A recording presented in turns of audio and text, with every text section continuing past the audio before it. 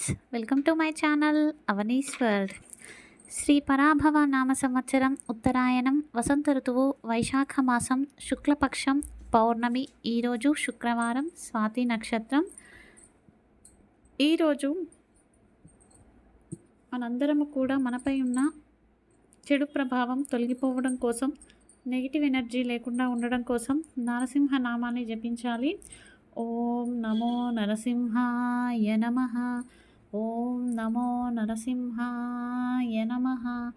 ఓం నమో నరసింహాయ నమః. ఇక ఈరోజు మంచి మాట. భక్తి భావనతో భగవంతునికి ఏం సమర్పించినా కూడా భగవంతుడు స్వీకరిస్తాడు. భక్తి, ప్రేమ రెండు భాగములు. ఈ రెండిటితో కూడా మనం ఏ పని చేసినా కూడా అది సక్సెస్ అవుతుంది. మన ప్రార్థనలు, మన పూజలు భగవంతుడు స్వీకరించినప్పుడు ఇతరుల గురించి మీరెందుకు ఆలోచించి బాధపడతారు, డిప్రెషన్లోకి వెళ్ళిపోతారో, వాళ్ళకే యోగ్యత లేదు అని చెప్పేసి అనుకోవాలి.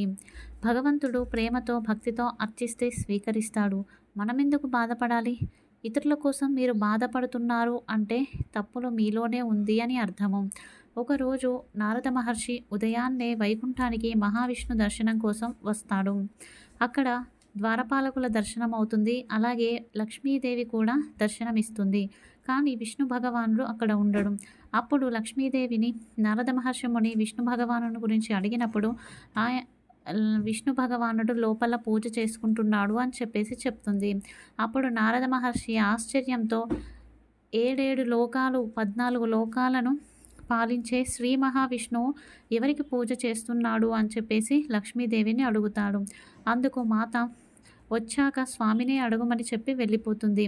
ఇక విష్ణు భగవానుడు సంతోషంతో చిరుమందహాసంతో లోపల నుంచి బయటికి వచ్చి నారద మహర్షి ఆశ్చర్యపోతూ అడుగుతాడు, స్వామి మీరే గొప్పవారు, మీరే ఈ బ్రహ్మాండాన్ని పాలిస్తున్నారు, మీరు ఎవరికి పూజిస్తున్నారు అని చెప్పితే అప్పుడు విష్ణు భగవానుడు అంటాడు, నేను నా భక్తుల పాదధూళిని పూజిస్తున్నాను, పవిత్రమైన ప్రేమ భక్తి అనే ధూళిని నేను పూజిస్తున్నాను అని చెప్పేసి చెప్తాడు. చూశారు కదండి, భగవంతుడు ఎవరైతే ప్రేమతో భక్తితో నిష్కల్మషంతో పూజిస్తారో వారి భక్తిని స్వీకరిస్తాడు. అదే మనకి గొప్ప. అంతేకాని మనుషులు ఏది మనల్ని పట్టించుకోవట్లేదని చెప్పేసి బాధపడకూడదు. మనం భగవంతుడు మెచ్చేలా బ్రతకాలి, కానీ మనుషులు మెచ్చేలా కాదు. ఒకరికి మోసం చేయకుండా, ఒకరికి ద్రోహం చేయకుండా మంచిగా ధర్మంగా బ్రతకండి. తప్పకుండా భగవంతుడు మిమ్మల్ని మెచ్చుకుంటాడు. ఇక ఈరోజు మన సంప్రదాయం. పూర్వంలో మనము ప్రతినిత్యము కూడా గోపూజ, గోప్రదక్షిణలు చేస్తూ ఉండేవారు. అదేవిధంగా పూర్వంలో డబ్బు చెలామణి అనేది ఏ విధంగా అయ్యేది అంటే గవ్వల ద్వారా అయ్యేది. ఎందుకంటే ఆ రోజుల్లో డబ్బులు, బంగారము లేదు కాబట్టి గవ్వల రూపంలోనే డబ్బు చెలామణి అయ్యేది.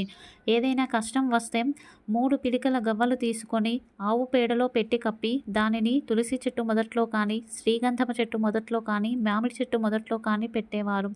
ఆ విధంగా పెట్టడం వలన వ్యాపారంలో ఏదైనా కష్టాలు ఉన్నా, ఇంట్లో ఏదైనా కష్టాలు ఉన్నా అవన్నీ వెంటనే తొలగిపోయాయి.